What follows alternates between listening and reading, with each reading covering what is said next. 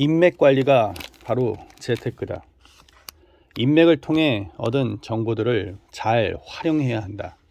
이것이 10억을 모으는데 징검다리 역할을 해주기 때문이다. 우리가 잘못 알고 있는 인맥에 대한 오해 한 가지는 좋은 학교를 졸업하고 좋은 집안 출신만이 좋은 인맥을 가질 수 있다는 것이다. 하지만 인맥이란 그렇게 거창한 것도 아니고 그저 평범한 주변 사람들도 좋은 인맥의 연결고리가 될 수 있다. 김 씨는 골프장 캐디 출신이다. 지금에야 골프는 대중화되었지만 15년 전만 해도 인류 상류층만의 스포츠였다. 어느 날 필드에서 우연히 손님들 간의 대화를 듣게 되었다.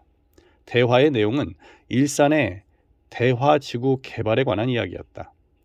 당시 대화지구는 일산 신도시 옆에 위치하고 있는 논밭이었기 때문에 충분히 개발의 여지가 있는 땅이었다.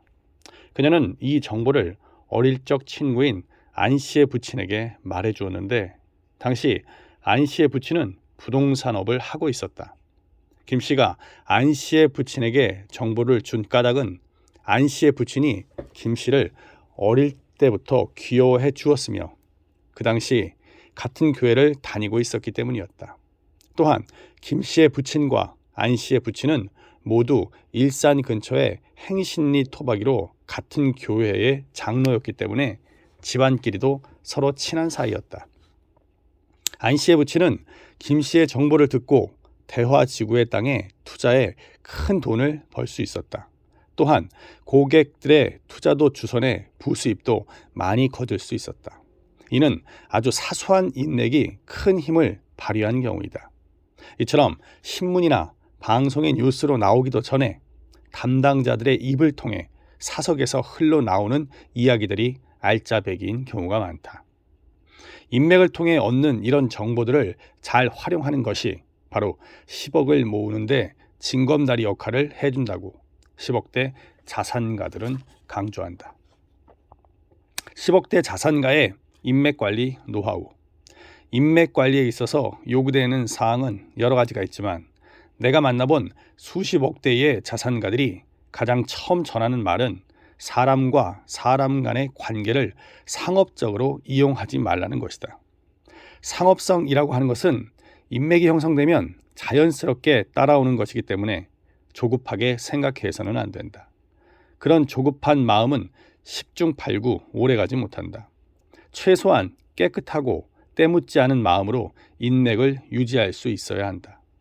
사람이 살다 보면 도움을 주는 경우도 있고 도움을 받는 경우도 있는데 내가 도움을 받으려고만 인맥을 활용한다면 그 관계는 오래 가지 못한다.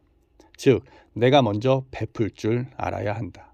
설령 내가 베풀기만 하고 받지 못한들 그 무슨 대수인가.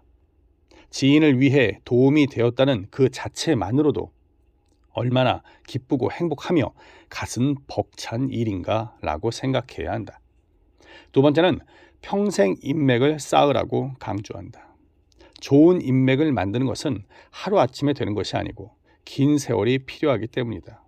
필요하면 만나고 필요 없다고 연락을 끊어버리면 그런 인맥은 소멸되기 마련이기 때문에 한 번 맺은 인연은 무덤까지 가져간다는 마음으로 인맥을 관리해야 한다.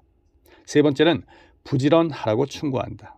인맥 관리에 있어서 가장 치명적인 것은 게으름이다.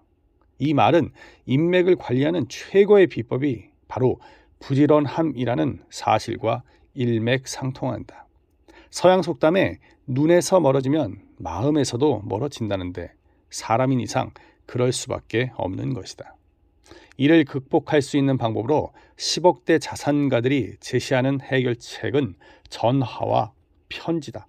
비록 1년 만에 만난 친구라도 평소 전화통화를 한 친구는 어색하지 않지만 아무 연락도 없이 지내다 1년 만에 만난 친구는 서먹할 수밖에 없는 것이다.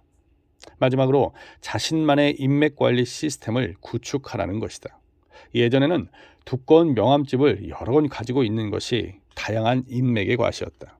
하지만 지금은 인터넷 시대가 되었고 가능하면 인맥관리 프로그램을 이용하는 것이 좋다.